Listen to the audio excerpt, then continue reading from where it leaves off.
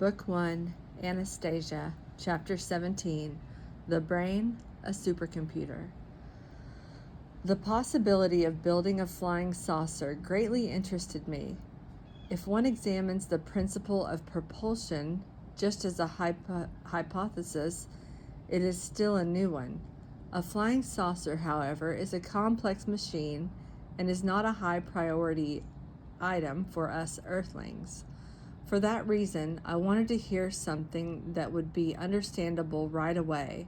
I wanted a something that did not require any investigation of scholarly minds, but could immediately be put into practice in our daily lives and benefit everyone. I began asking Anastasia to come up with a solution to the question that our society was being confronted with today. She agreed, but asked, "Could you at least put it in more specific terms, this question: how can I solve something when I do not know what you have in mind?" I began thinking, what is the number one problem we are faced with today? And the following terms came to mind. You know, Anastasia, our major cities right now are confronted with the most acute problem: environmental pollution. The air in these cities is so bad it's hard to breathe. But you yourselves are the ones polluting it. We realize that. Please hear me out. Only don't go philosophizing about how we just must be pure ourselves, have more trees around, and so forth. Just take things as they are today and think up something. For example, how to reduce the pollution in our major cities by 50% without costing the Treasury, the government that is, any extra money, and make it so that your plan will be the most logical of all possible alternatives, and that it will be capable of instant implementation so that I and everyone else cannot fail to understand it." "I shall try at once," Anastasia replied. "Have you specified all the terms?"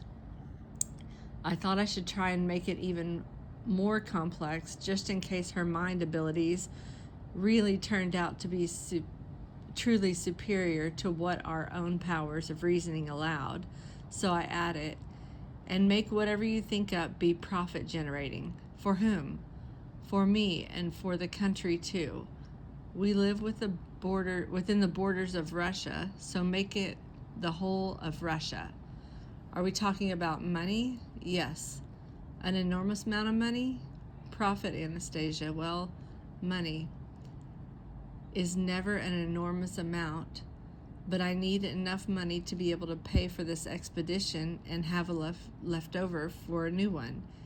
And as for Russia," I thought for a moment. I thought, what if I managed to get Anastasia just a little interested in the material benefit of our civilization, and then asked, "You wouldn't want anything for yourself?" "I have everything," she replied. But all at once an idea came to me, something that might possibly interest her. "How about this, Anastasia?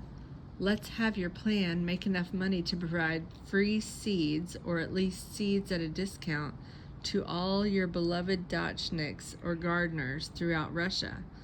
"Terrific!" Anastasia exclaimed. "What a wonderful idea! If you have finished, I shall now get to work."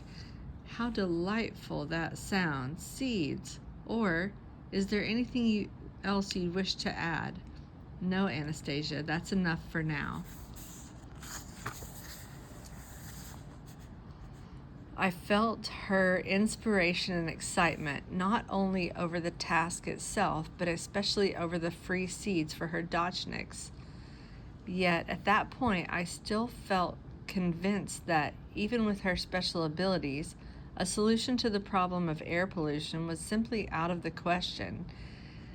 Else our many significant scientific institutions would have come up with one long ago. With the bustle of energy at this time, not her usual calm and quiet self, Anastasia lay down in the grass, her arms wide spread. Her curled fingers reached their cushioned tips upward, alternating between motion and stillness. while her eyelids trembled on her closed eyes. She lay there about 20 minutes, opened her eyes, got up, sat up, and said, "I have come up with it. But what a nightmare it is." "What have you come up with? And what's this about a nightmare?" "The greatest harm is coming from your so-called automobiles. There are so many of them in the large cities, and every one of them is emitting both an unpleasant odor and substances harmful to human bodies. The most frightening thing is that these substances are mixed with earth or dust particles and impregnating them. The movement of the automobiles picks up the impregnated dust, and people are breathing this horrible mess. It gets swept into the air and then settles on the grass and trees, covering everything around. This is very bad. It is very harmful to the health of both people and plants." Of course it's bad. Everybody knows it's bad. Only nobody can do anything about it.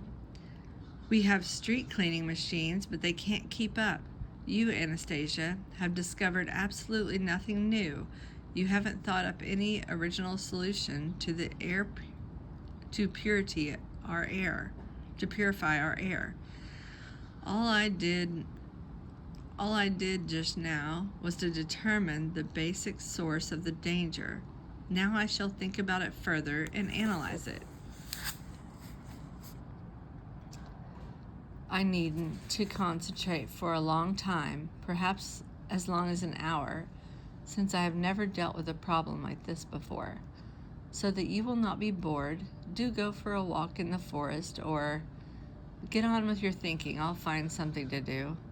And Anastasia withdrew into herself. Coming back an hour later, after a walk in the forest, I found her, as it appeared to me, in the state of some discontent.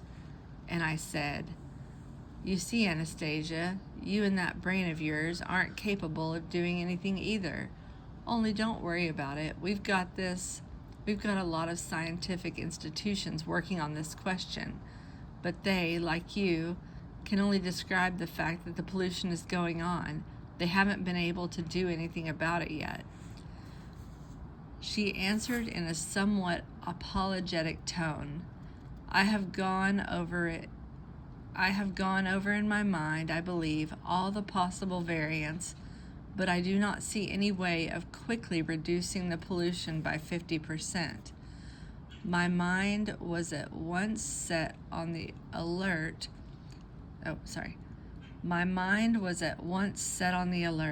She has found some sort of solution after all. "So, what kind of reduction did you come up with?" I asked. She sighed. "Not that much. I managed to achieve 35 to 40%. "What?" I couldn't help but exclaiming. "Pretty poor results, eh?" asked Anastasia. A lump formed in my throat. I realized that she was incapable of lying, exaggerating, or downplaying anything she said. Trying to restrain my excitement, I said, "Let's change the terms of the project. Let's say 38%. Quick, tell me what you've come up with." "Your automobiles must be equipped not only scatter this foul dust, but to collect it as well."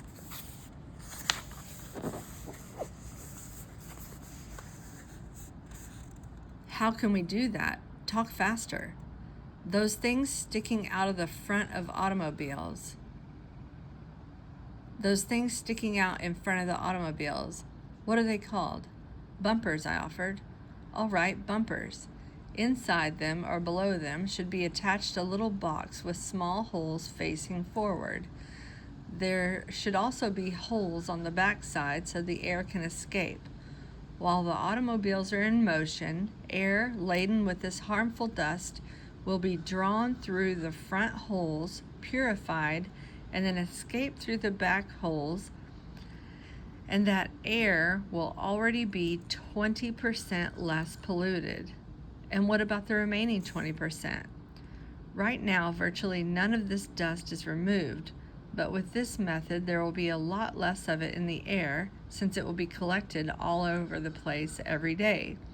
I have calculated that this in 1 month will help with the help of these little boxes.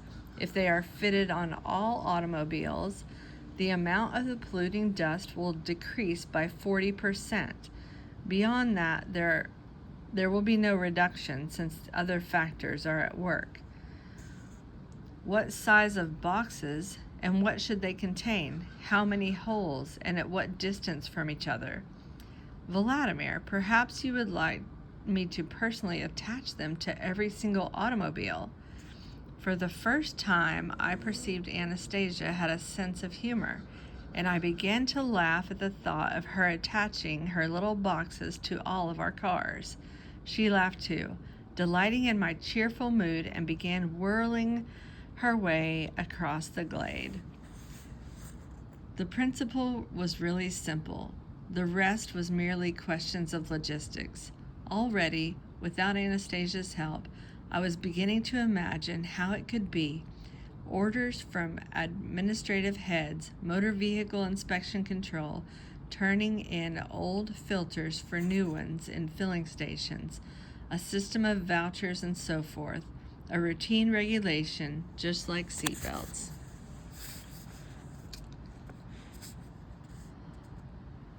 All it had taken back then was one stroke of the pen, and presto, seatbelts in every family car. And here too, one stroke of the pen again, and presto, cleaner air.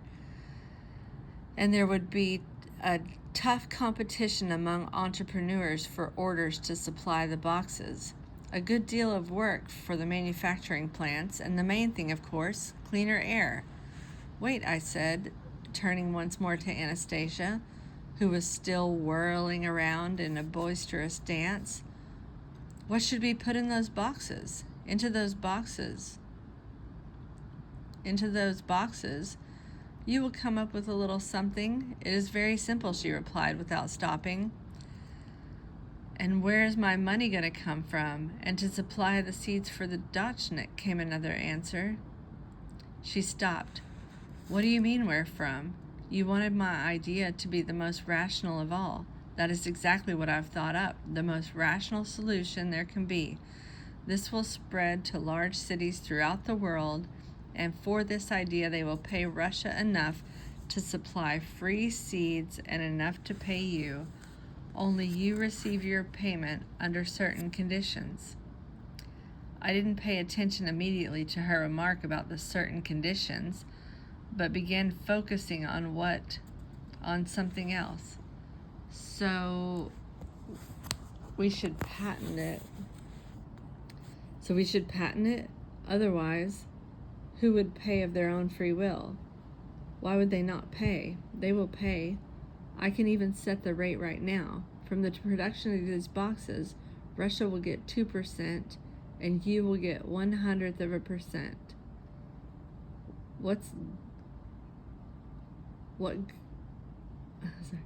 What's the good of setting your rates?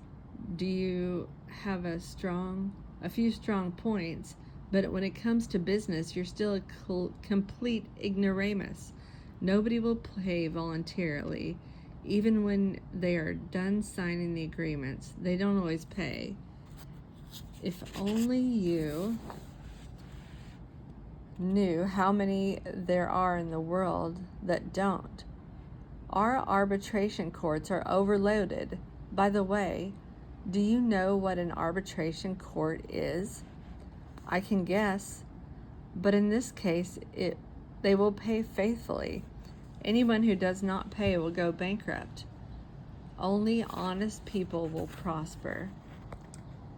What will make them go bankrupt? Don't tell me you're in the racket business. What are you imagining now? What gave you that idea? They themselves, or rather circumstances themselves, will overtake any cheaters and make them go bankrupt. And then the thought dawned on me. Given that Anastasia is incapable of lying, and as she said herself, the system's inherent nature do not allow her to make mistakes, it means that before stating any conclusion, she must have processed in her brain an enormous amount of information, made zillions of mathematical calculations, and taken into account a whole mass of psychological characteristics of the people who would be participating in her project. In our terms, she has not only solved the most difficult question of purifying the air, but also drew up and analyzed a business plan, all that in roughly an hour and a half. I thought I still had better clarify my certain details, and so I asked her, "Tell me, Anastasia, you made some sort of calculations in your head figuring out the percentage of pollution reduction and the amount of money to be realized from the sale of your car accessory boxes, filter replacements, and so forth?" Calculations were made in the greatest detail, and not just with the help of the brain. Stop. Quiet. Let me tell you what I think. Does this mean you could compete with our top-of-the-line computers, let's say Japanese or American computers? But I do not find that very interesting, she replied, adding, "It's a primitive and somewhat degrading. Competing with a computer, that is tantamount to, oh, how can I find you a good analogy? That is tantamount to hands or feet competing with prosthetics, and not even a full prosthetic, just a part of one. With the computer, the most vital element is missing, and the most vital element is feelings." I started to argue the opposite, telling how our world there are people considered very intelligent, respected in society that play chess with computers. But when this and other arguments still failed to convince her, I started asking her to agree to do this for me and other people as proof of the possibilities of the human brain. She finally agreed, and I made the invitation more specific. "So I can officially announce your willingness to take part in a problem-solving contest with a Japanese supercomputer?" "But why Japanese?" Anastasia questions. "Because they are considered the best in the world." "Well now, it would be better if I do it with all of them at once, so you will not have to ask me again to do such a boring thing." "Great," I exclaimed enthusiastically. "Let's do it with all of them, only you'll have to think up a problem." "All right," Anastasia reluctantly agreed. "But for a start, so that not to waste time thinking one up, let's try to solving the problem you put to me earlier and see whether they confirm or refute my hypothesis. If they refute it, let them put forth their own. Let us be judged by life and by other people." "Great, Anastasia. Good for you. That is most constructive. And how much time do you think should be allowed for them to come up with a solution?" "I think the hour and a half you took will not be enough for them. Let's give them 3 months. 3 months it shall be. And I suggest the judging shall be left to anybody who wants to take part. If there are a lot of judges, then no one can influence the outcome for their own ulterior motives. So be it, and I would still like to talk with you about raising children." Anastasia considered the raising of children paramount and would always delight in talking about it. She wasn't particularly excited about my idea of competing with computers. However, I was very happy to have her secure her cooperation. Now, I want to invite all firms producing in state-of-the-art computers to join a competition to solve the above stated problem. I still felt I had to clarify a point or two with Anastasia. And what prize should be offered to the winner? I asked. I do not need anything, she replied. Why do you just think it would just of yourself? Why did you think just of yourself? Are you so absolutely certain you're going to win? Of course. I am man, after all. Well, okay. What can you offer the firm that takes first place after you? Well, I could give them some advice on how to perfect their primitive computer. Then it's settled.